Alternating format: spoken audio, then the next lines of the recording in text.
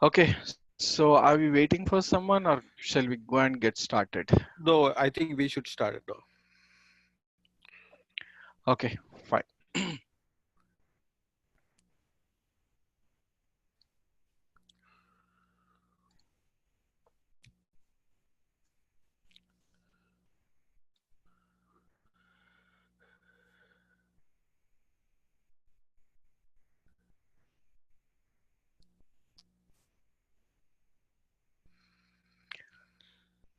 Okay, we have started asset accounting and we have seen, the depreciation areas, right? In the depreciation, sorry, not here, in the general valuation, we have seen depreciation areas, right? So what are the depreciation that you want to keep and what is the transfer procedure from one depreciation area to the other depreciation areas. So we have to maintain them for all the dependent depreciation areas. So we have seen all of them. And here, determine depreciation areas in asset classes. So in the asset class, normally you will have all depreciation areas appeared. So whatever we have in our chart of depreciation, all will come up. But for certain depreciation, for certain assets, we don't want certain depreciation areas. So that can be controlled with the help of this step. We have seen it already. And the deactivation of asset class for chart of depreciation. So if at all we don't want certain asset classes, then we can deactivate them here in this step. The next we have is the amount specification. Okay, specify maximum amount for low valued asset and asset classes. Okay, maximum amount for low valued asset. We have seen something, we have discussed something about low valued asset. So it's totally a business requirement, right? So if the business wants to provide 100% depreciation in the same year in which the particular asset is acquired, if the value of that particular asset is less than or equals to certain amount, it means the policy of a business saying that if the asset value is up to $500, then we will be considering that as a low valued asset and business wants 100% depreciation on that. If that is the case, we will be maintaining all of them. But in order to have this low valued asset, normally we will create a separate asset class. We will create a separate asset class and we will maintain we will create the low valued assets. So that is what basically this talks about. Okay, so specify maximum amount for low valued asset. The path for this is IMG, financial accounting, asset accounting, general valuation, amount specification, specify maximum amount for low valued asset plus asset classes, just execute. Okay, double click on specify low valued asset classes. So here what are we doing? We are going to have one asset class for low valued asset. That's a normal practice. That's a normal practice. If you see over here, the standard we have 5,000. 5,000 is the asset class that is created for low valued asset. So we can go ahead and use the same thing, or if we want to have our own, we can create our own. Okay, so at the moment, what I will do as a starting with X100, right? I will consider X400 as low valued asset. I'll just change the description of this asset class and I'll make it as low valued asset. Or else we can create a new asset class, but the account determination, everything has to be maintained. The account determination, everything has to be maintained. Okay, so I'm just going ahead and use this building for low valued asset. Now, if you go and select the first one, right, X100, which is a furniture, which is not a low valued asset. Here we have options. We have seen this part earlier in the yesterday's class. There are basically three points here: 0, 1, 2, 3. The moment I say 0, it means this particular asset class cannot be considered for asset classes. Okay, so it means in all other asset classes, we normally maintain it as 0. But when it says as 1, it says if I mention either 1 or 2, we will have to enter the amount. How much is the what is the maximum amount that we want to consider for low valued asset that is required.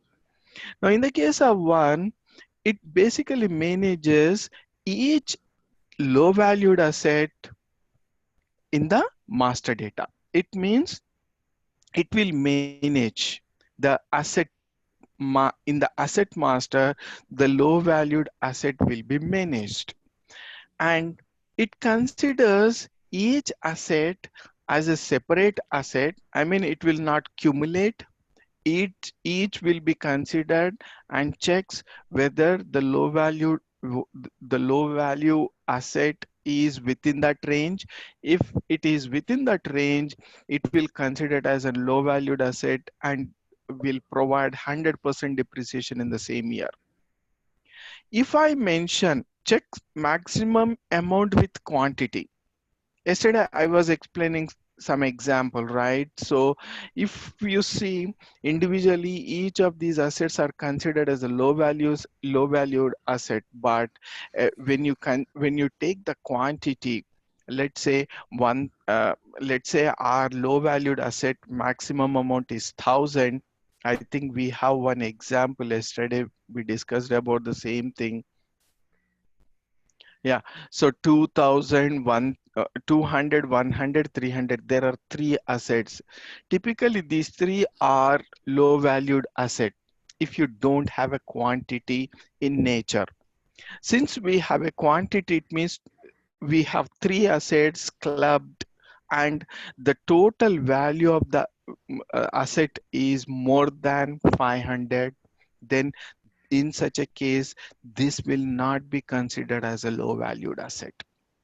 So how do you want to do? Do you want to consider the quantity, or you don't want to consider the quantity?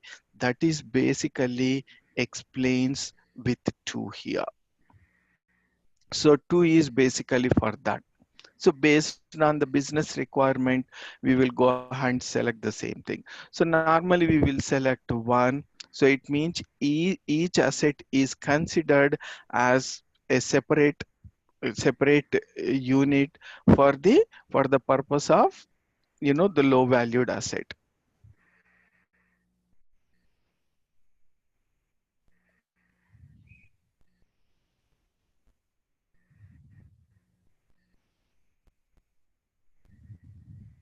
So I'm just selecting 1 in all the cases.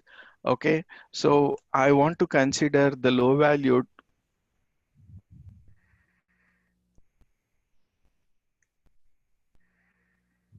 Okay, so I want to consider based on the amount. I want the system to check the amount and considers accordingly whether that falls under a low valued asset or not. Okay, I've selected 1. I'm just saving now. Right.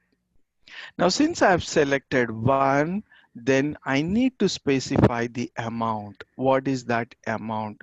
So I'm sorry, 1 second. I think we have selected it for furniture. Let me consider furniture as a low valued asset. So X100 is our low valued asset.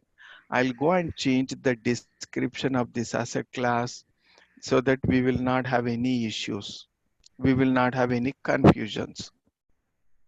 So what I will do here, define asset classes X100 I'll pick up and I'll make it as low valued assets.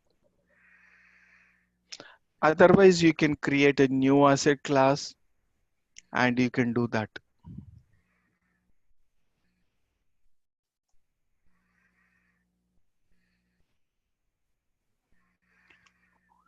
Okay, so I've considered X100 as a low valued asset and accordingly we have maintained the account determination, everything. So I can go ahead and do the rest activities. So specify maximum amount of low valued asset execute. So specify low valued asset classes. So we have maintained X100 as low valued asset and we have maintained the low valued asset check. So it is based on the amount back. Next, double click on the specify amount for low valued asset. So here we are specifying what is the amount that we want to consider, okay, as part of the low valued asset.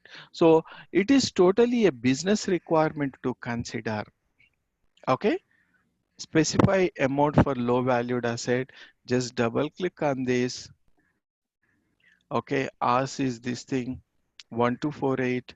Select our company code, amount for low valued asset.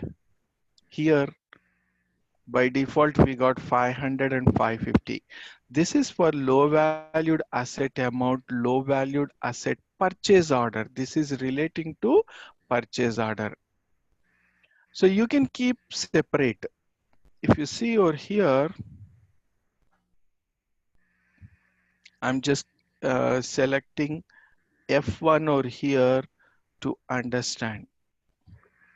Maximum low valued amount for purchase order. This is for non-purchase order, any kind of transaction, and this is for purchase order. So what is the amount that you want to keep? So you can keep that accordingly.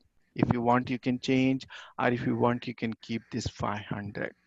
So it means when we are procuring any asset, if the amount is up to 500, that will be considered as a low valued asset. If it is more than that, then that will not be considered as a low valued asset. Any questions? No, no, no. Okay. So it's already there by default. I think system triggers this 500 and 550. Just save it back. Next, specify rounding of net book value or depreciation and or depreciation. Okay, path is going to be the same. Just execute. Now here, what are we doing? What are we doing? Here we are mentioning about the rounding specifications. Okay, so we are maintaining the rounding specification based on the depreciation area. What is this rounding specification? Right now, I have procured an asset. I have procured an asset which is 1000. And first year, let's say I have maintained some 10% or let's say 12% of depreciation. Let us assume in the diminishing balance. How much is going to be in the first year? On 1000, 12% will be 12. On 1000, 12% will be 120. 120, right? And in the second year, what happens? The amount going to be changed. So 1000 minus 120. 1000 minus 120. So 120, it is 880. On 880, 12%. So on 880, 12% is how much? 12%. Now here it is giving a decimals. Do you want to use the decimals as it is, or you want to do a rounding off? So you want to consider 105 or 106, or you just want to go ahead with 105.6. That is what this rounding thing will tell. Okay, just double click on this depreciation area and you can see arithmetic rounding. Arithmetic rounding in the sense, if it is zero point 0.5 and above, it will consider it as 1. If it is less than zero point 0.5, just it ignores. And round up, round down. Round up in the sense, if it says as 10.1, it always consider up. It means it will be 11 only. And if I say round down, if it says as 10.9, system will consider it as a 10. Arithmetic means if it is zero point 0.5 and above, it will add 1. If it is less than zero point 0.5, just it ignores. Now, this rounding, for which values do you want to do? If you don't want any value, just you can ignore, or if at all you want for something else, you can maintain the same thing accordingly. Automatically calculated depreciation. This is what we have seen just now in our example.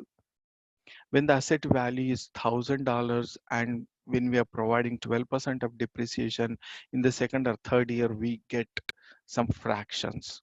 So do you want to go ahead, use the same thing, or you want that to be considered as a rounding? So if that is the case, select the same thing. Next, net book value at year end. What is this net book value? Let's say we have the value of asset is 1000, and in the first year we have provided 110. Okay, it means 890 is the net book value.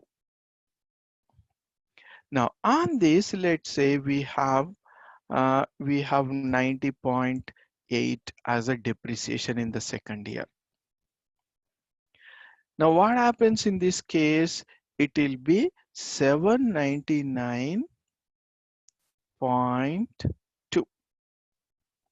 This is the value at the end of the second year. Net book value at the end of second year is going to be 799.2.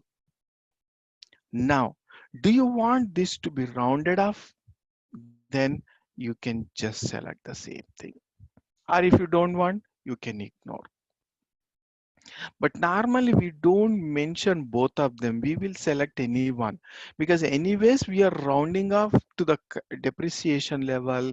So we don't really require at the net book value level because it is considering there itself. The rounding is happening there itself. If you want, still if you want, you can maintain. There is no harm in that. Next, replacement value. At the end of certain period, we will calculate the replacement value. So if the replacement value has some decimal thing, then do you want that to be rounded off? Then you can select this thing. So otherwise you can ignore it. So normally we don't select replacement value and net book value. We normally maintain the depreciation. Okay, just save it. See, round either net book value or a depreciation key. So why I'm saying we can have one, because when you are calculating for a depreciation, definitely you will not have any issue with the net book value. I'll tell you the example. Now 1000 is the value in the first year. Let's say 100. The net book value will be 900. Now in the second year, let's say it is 90.2, 90.3, then according to this rounding rule, it becomes as 90. It means 810. This is the net book value at the end of second year. Now again in the third year, let's say we have 80.6. So with the rounding rule, what happens? It becomes as 81. So what is the net book value? Here it is getting reduced. So it will be 709. 709. So when you have a rounding value for your depreciation, then ultimately you will have a net book value with the rounded only. So because of that, system is not allowing us to do this. So that is the reason why I mentioned we normally consider for the depreciation. Any questions? No, no, no. Right. So what are we doing? We are rounding up the values only for the depreciation. Just say back. So do the same activity for all the other depreciation areas.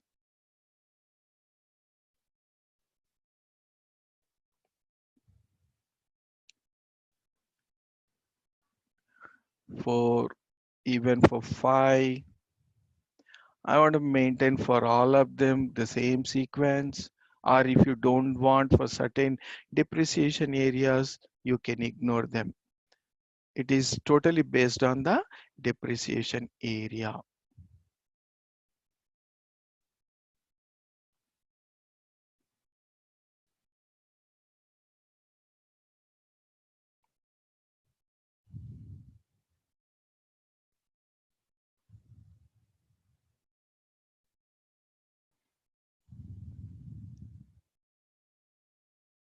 So I'm just selecting for all the depreciations.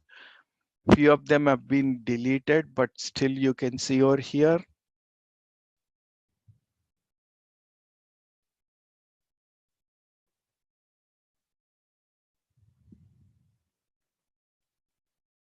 Right. I think this is the last one. That's it. So we have maintained the rounding specification for all our depreciation areas. If you see over here, these are all, we have deleted all of them, right? So still we can see over here. Just save it back. Right.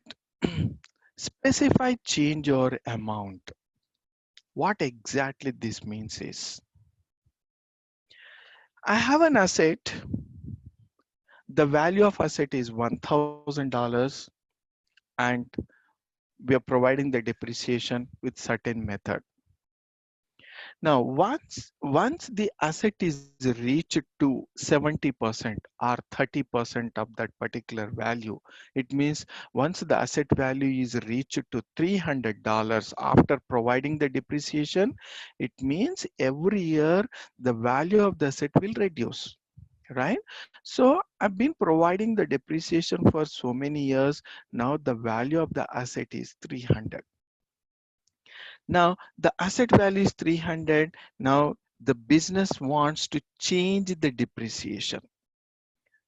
Okay, so we can change the depreciation. We can change the depreciation rate or we can change the depreciation method. So that for that reason, we will maintain the specified changeover amount over here. For that reason, we will maintain. Now, here, this configuration is totally depending on one of the configurations in the depreciation key. I'm just going down just for your idea. I'm going into the depreciation, valuation methods, and in depreciation key, maintain depreciation key, just execute. You don't require to think about all these things. Just I want to give some brief on this. So select any one of the depreciation key, go into details. You can see, okay, I think here it is not there. Double click on assignment of calculation methods. Yes, changeover method. Okay, so if at all we have changeover when net book value is less than the changeover amount. If the business wants this this method changeover when net book value less than the changeover amount, and if it says some 30%, then the moment system uh, the moment the asset value triggers to 30%, system will change the depreciation, will change the method. So the configuration, whatever the change amount, that is totally depending on this configuration. If the business wants this method, if the business has a scenario of changing the depreciation, then we will be considering this, and accordingly we will be maintaining the configuration, relevant configuration over here. We will be maintaining the configuration here. Specify change or amount. Just execute 1248, select our company code, and we can maintain over here. Of course, this is purely an optional configuration. If you want, we can do. Select our company code, double click on change or amount. Here we will be mentioning the change netbook value. You can mention the amount over here. If you want, you can enter the amount, or if you want, you can mention the percentage. So I don't know in which countries this is used, but I've never seen using this method at all. Back. If you want, we can change that accordingly. Okay, back.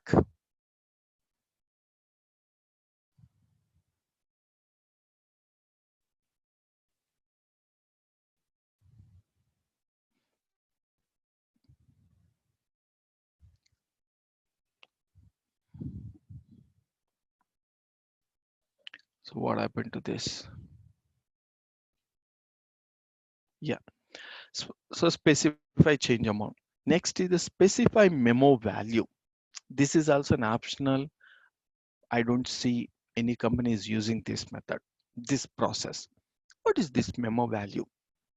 I have an asset of $1,000, and I want to maintain some scrap value. What is this scrap? It means after utilization of this particular asset, if I sell that particular asset in the open market, I would be getting some amount that is called scrap value. It means after the usage of the particular asset, if we are getting anything out of the sale of that particular asset is called scrap value. That is nothing but memo value. So what happens in this case? Suppose if the asset value is 1000, and if I mention memo value as 100, it means system will deduct this 100 from 1000 of the asset value, and system considers 900, and the 900 is considered for depreciation purpose. That is called specify memo value, and path is the same. Just execute. Here specify the asset class without memo value, specify the memo value for depreciation areas. If you double click on the second thing, then you will have an amount which you are considering as a memo value. So select the company code, double click on memo value, you will be entering the amount over here. What is the amount that you want to consider as a scrap? Okay, so this is basically for the scrap value. So system will ignore this memo value while calculating the depreciation. Okay, so this is again an optional configuration. If at all we have this you know this option, I mean this scenario, we can go ahead and use the same thing.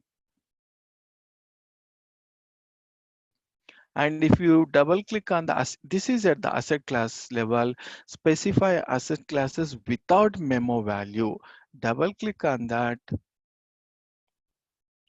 And if you don't consider these things, system will not at all consider it, because this is an optional entry. If you enter, system will consider. If you don't enter, system will ignore the memo value thing. Okay, so if you want, you can select over here, but normally we don't need, because the moment you don't select, it means system is not at all considering this particular asset class for the memo value.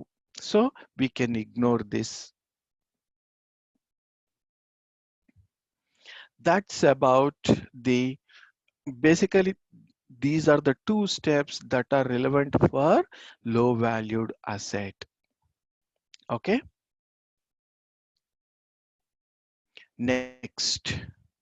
Fiscal year specification. So if at all we require a separate fiscal year variant, then we can use the same thing. Specify other variants on company code level, allow differing variants for depreciation areas with GL integration, specify other variants on depreciation area level. So this is basically fiscal year variant. So this is again an optional. You don't require to have it, but anyways, let me show you that. Specify other variants on company code level. Path for this is IMG, financial accounting, asset accounting, general valuation, fiscal year specification, fiscal year variant, and specify other variants on company code level. Just execute here. What is the fiscal year variant that you want to consider for this asset accounting? Okay, so if you want to show separately from your financial accounting, you can do here. Otherwise, whatever we have in finance, the same thing will be considered here. So if you want to have a different fiscal year variant, then you can assign it here. Otherwise, you can just ignore. It means if you don't enter anything, whatever we have in the general settings, I mean basic settings, the same thing will be applied even for asset accounting. Back. Next, allow differing variants for depreciation areas with GL integration. Path is same, just execute. Do you want to consider, I mean, so in the earlier step, if we maintain a variant which is different from our company code, and here we are mentioning, we are confirming the same thing on selecting this. Okay, so since we have not selected anything in the earlier step, here also I'm not selecting anything, just back. Next, specify other variants for depreciation area level. Okay, so here what are we doing? We are assigning a fiscal year variant for asset accounting on the depreciation area, on the depreciation area level. If it is a different from the basic settings, general ledger, we have seen that, right? In the global settings, we have seen here we have created already a fiscal year variant. And if you want to use a separate one, we will be mentioning the same thing over here, and we are confirming the same thing over here, and we are maintaining the same, we are extending the same thing to depreciation area level.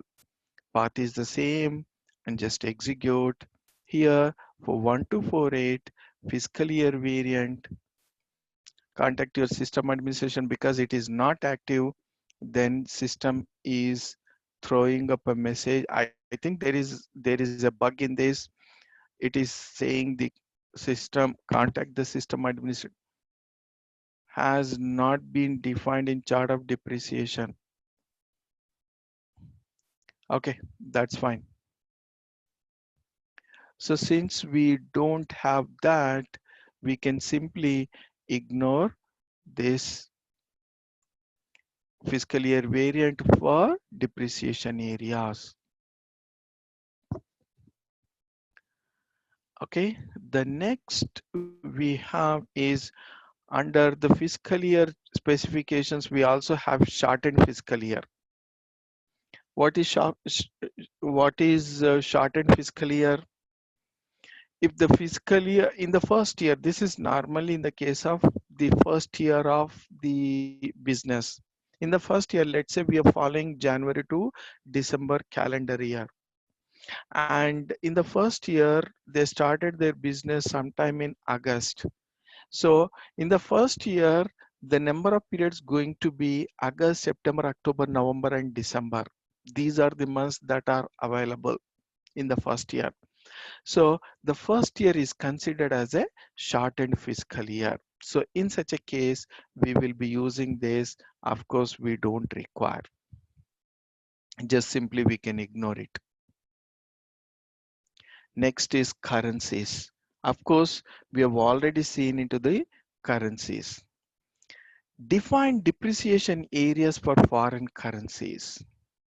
Path is IMG, financial accounting, asset accounting, general valuation, currencies, define depreciation areas for foreign currencies, just execute. Okay. Just select the company code, our own company code, and double click on depreciation area currencies. This is again, this is again based on our parallel currencies. So select the same thing, double click on depreciation areas. So we have few depreciation, we have few depreciations created other than the company code currency. Okay, so what are those? 02, 03, 4, 5, 6, 7.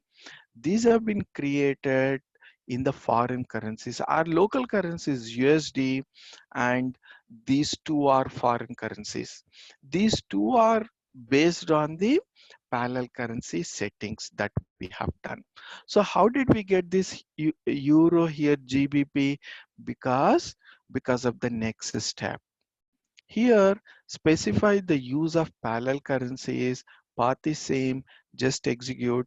We went into this step in the initially, right? Here we have selected hard currency, group currency, all the stuff here.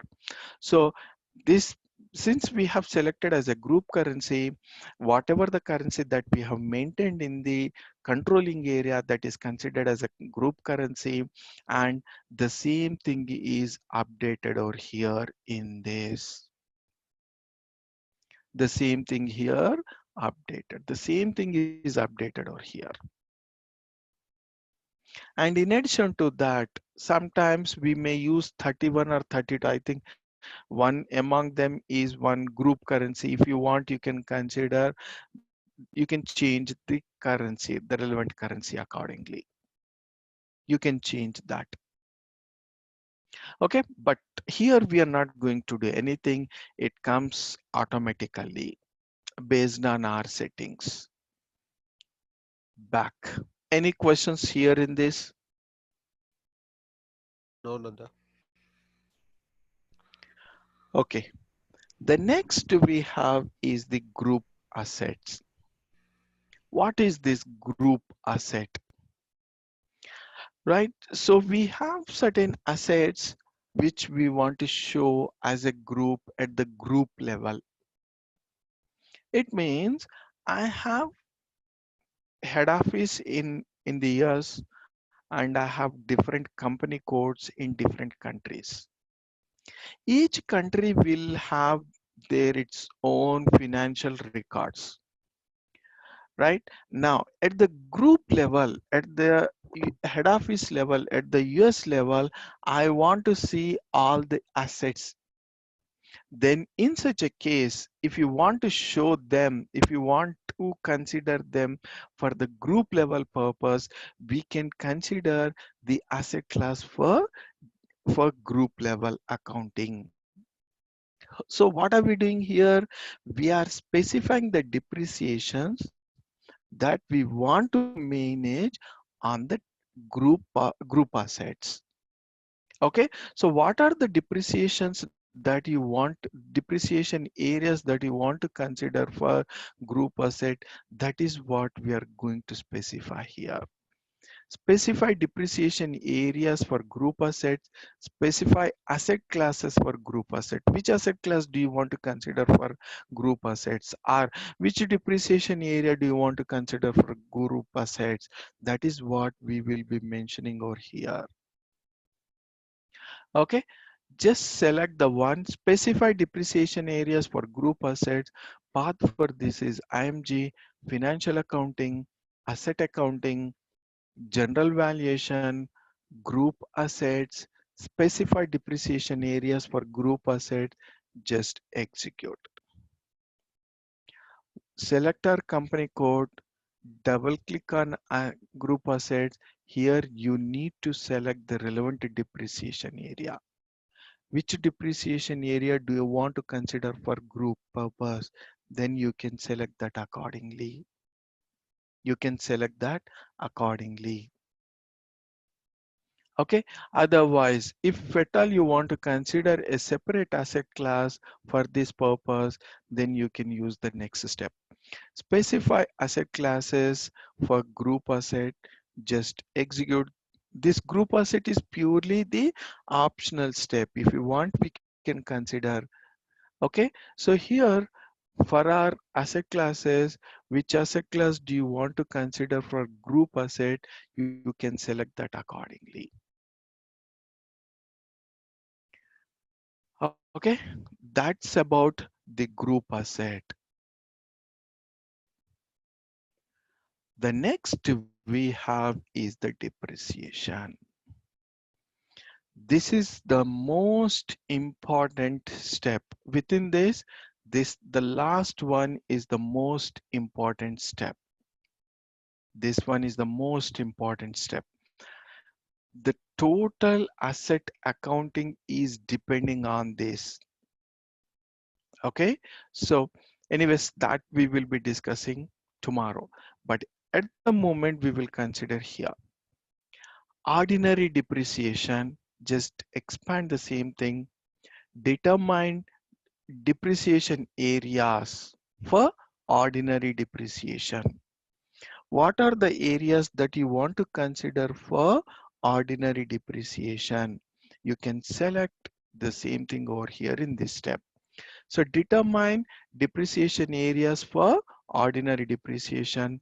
Path for this is IMG, financial accounting, asset accounting, depreciation, ordinary depreciation, determine depreciation areas, just execute. So we have selected all of them because 40 and 80 are 40, 80 and 01 are independent depreciation areas, and the remaining are all dependent depreciation. And we are by default we got this ordinary depreciation selected. If you want, you can change which one do you want to consider. But typically the first 01, 40, 80 are getting updated in the GLs, not the remaining depreciation areas, because these are all depreciation areas are not connected to any GL. They are considered as does not post to a GL. Okay, so we can see the amount as a statistical purpose, I mean information purpose, but typically the amount of depreciation will not hit any GL account. Okay, just back, assign accounts. So you can assign the ordinary depreciation GL over here. Assign account. Path is the same, just execute. For our chart of accounts, double click on account determination. Our account determinations are X100, I think 1000 only. X100 is the asset class. Okay, so the first one is the low valued asset. Selecting the same thing and double click on ordinary depreciation, and we have got only these three because these are the real time posting to a GL account. Select the any depreciation area, go into details. You can have the GL assignment. Of course, this we have done already in AO90 configuration. This we have already maintained in AO90 configuration. In AO90, if I go back to AO90 here, integration with the GL accounting, this transaction code is very important. Assign GL accounts, just execute. Here, this is AO90. This is the most important transaction code in asset accounting. Select the same thing, double click on account determination, select the account determination, balance sheet accounts. Here we have maintained balance sheet account, and in the case of depreciation, we have maintained the depreciation. This is for ordinary depreciation. And we have special depreciation, we have unplanned depreciation. Those things will be considered in the next steps here in the configuration.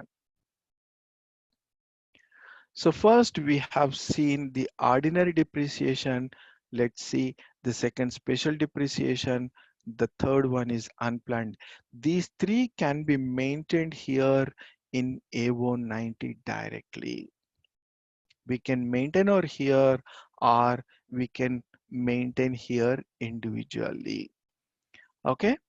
And define unit of production depreciation. I'm not sure what about this, but the path is same. Just execute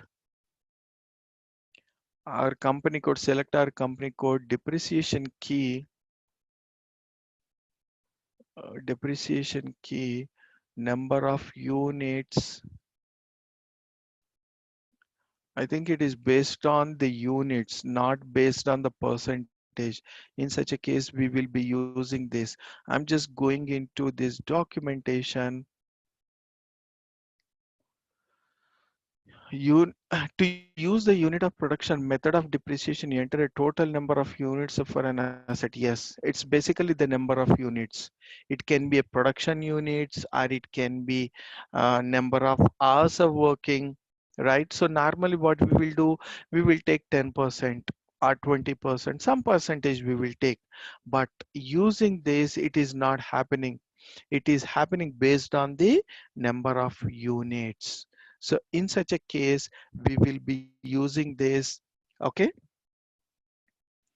Next is special depreciation. The similar steps we will have even here. Determine depreciation areas and assign accounts. One important point we have is calculate ordinary depreciation before special depreciation. So what does it mean? It is basically specifies the order of depreciation calculation. So normally what happens is ordinary depreciation is calculated before special depreciation. Okay. Ordinary depreciation starts before the special depreciation. That's the standard. And do you want to change that? If you want to change that, you can select it over here.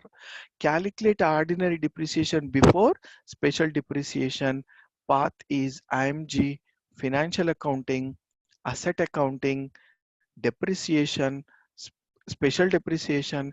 Calculate ordinary depreciation before special depreciation. Just execute. Here we will be selecting that. We will be selecting here.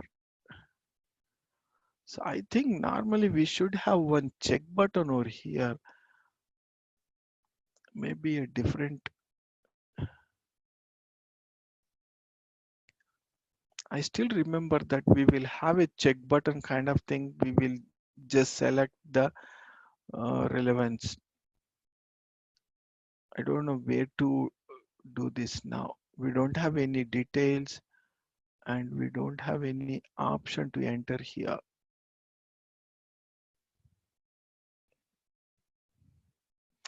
So I'm just going into determine special depreciation. Okay, let me select special depreciation. So probably save it, and I'm going back here, calculate ordinary depreciation before special. So since the depreciation, special depreciation is not active there, probably we are not finding over here. So calculate ordinary depreciation before special depreciation, just execute. Now you can see, yeah, this is the one that I was referring. So we will be selecting over here. Okay. So I'm just selecting this, going into F1 to understand better. The system distinguishes the following depreciation types: ordinary depreciation, special depreciation, unplanned, and transfer reserves. The order in which the system determines the depreciation amounts of the various depreciation type is to certain extent variable. Although the system always determines the transfer of reserves first and the unplanned depreciation last, this will be considered as a first and this will be considered as a last, it seems. You can define the order in which the ordinary and special depreciation are determined. If you set this indicator, the system will calculate ordinary depreciation before special depreciation in the area.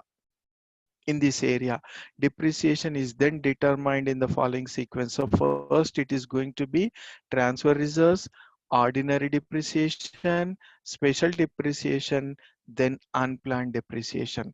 If we don't select, it will consider as transfer reserves, special depreciation, then ordinary depreciation, finally unplanned depreciation. That is the meaning of this. Okay, so normally we don't select it out. I mean, it's totally depends. Going back, we will check. I mean, I never tried the special depreciation. As I mentioned earlier, we never, I mean, I've never touched this thing in any of my earlier projects. So we will see, we will try to cover this as we will try and test this in our sessions. We will try and test this thing. Okay, that time we will come back and we will maintain our here. And at the moment, just let us let it be. I mean, let us select all of them. Then we are not going to maintain anything over here, and we are not assigning any GLs also. We have not assigned in AO90, and let's go ahead, use the same thing. I mean, just keep them blank. Keep all of them as blank. Okay, so this is about special depreciation. Unplanned depreciation. What exactly the unplanned is? Suppose if at all we have unexpected depreciation, what could be that? Maybe normally what happens is in a month, a particular asset machinery has to run for 1,000 hours. But due to demand, we have we have used that particular asset for 2,000 hours. So it means typically we will have to provide little more depreciation in that particular period. That is what we call it as unplanned depreciation. So what we will be doing here, we will have to run a separated transaction code for unplanned depreciation. Then the moment we run the unplanned depreciation, system will trigger the GLs based on the uh, based on the accounting determination we have done over here. So it triggers the GLs, whatever we have maintained here, it will trigger them accordingly. So at the moment, I'm not going to maintain here. At the time of posting the transaction, we will have an error. We will come back and maintain. So you will understand clearly when the GL is required. Okay, so this is for determine depreciation areas, which depreciation areas you want to consider for unplanned. So by default, we have got all of them selected. If you want, you can go ahead, and if you don't want, you can ignore. And this is for GL accounts. The next one is define transaction type for unplanned depreciation. As I mentioned earlier, so the in the asset accounting, every transaction in the asset will be linked to the transaction type.